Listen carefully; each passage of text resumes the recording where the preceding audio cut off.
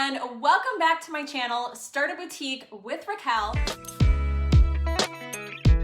I'm Raquel, and since 2006, I have started multiple online boutiques as well as 2 brick and mortar locations. And now I teach other women how to start and scale thriving boutique businesses of their own. So whether you're just getting started in the boutique business or you're looking for ways to increase your sales, make sure to subscribe to my channel so that you don't miss out on any important boutique business tips. All right, so maybe you've heard me talk before about my wildly successful free online workshop, 5 First Steps to Start Your Online Boutique, where I teach women the very first steps to take to get their online boutiques up and running. Well, today I thought it would be fun to give you a brief overview about what these 5 steps are to get started. If you're looking for the more in-depth info, make sure to watch the full workshop, which I will link for you below in the description. Okay, the first step to starting your online boutique is to identify your target customer. First, you'll want to create a customer avatar. So a customer avatar is a detailed profile of your ideal customer. And to do this, you'll want to take the following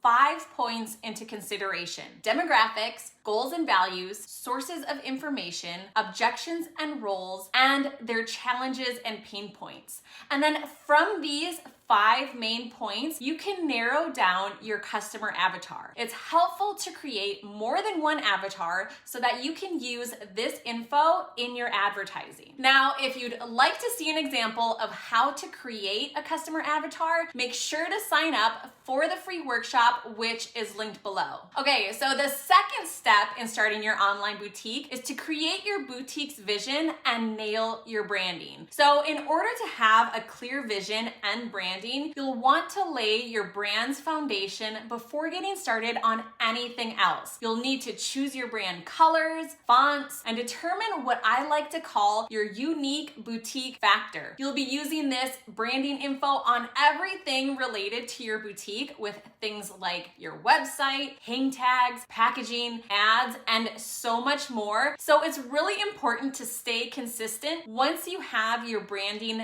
nailed down. All right, step number 3 is to get your legal ducks in a row. First of all, you'll need to decide what type of business structure to file for your online boutique. Common business structures are sole proprietorships, LLCs, partnerships, and corporations. You'll want to talk to a tax professional if you're unsure which type is right for you. Next up, you'll want to get your seller's permit. This is so that you can purchase wholesale and pay sales tax to your state. Most reputable wholesalers will require these licenses and permits for you to buy wholesale. If you aren't required to provide this information, you should definitely question whether or not they're in fact an actual wholesale company. I tell you all about my favorite wholesalers inside my free workshop that I linked below, so make sure to watch that if you're unsure where to get started with buying wholesale. Step number 4 is to then stock your online boutique. So there's 2 main ways to stock your online boutique, and that's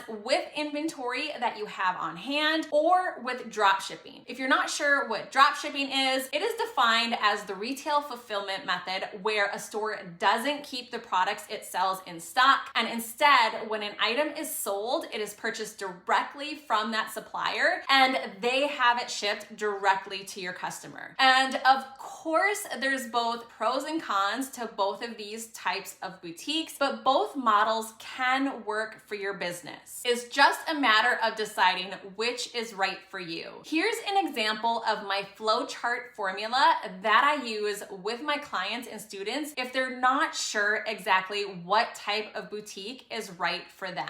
So you'll want to imagine your ideal life. Are you shipping packages? Are you working from anywhere and you need that flexibility? Do you crave more of a connection and interaction with your customers? These are all things to think about when deciding how to stock your online boutique and which type of boutique will best fit in your ideal lifestyle. And finally, step number 5 is the tools that you will need to get started. So let's talk about a few things that you definitely need to start an online boutique. So you definitely need a website or a platform to sell your products, an email address to communicate with your customers, and product photos. Now, there's definitely other things you may want to add to this list as you get going in your boutique business, but these 3 things are really the main tools you'll need to be able to get your online boutique up and running. All right, guys, so that was a brief overview of my free workshop,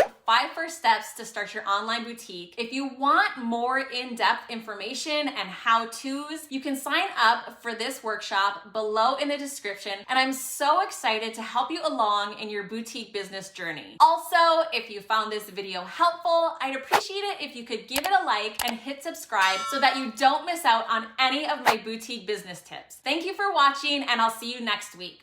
Bye.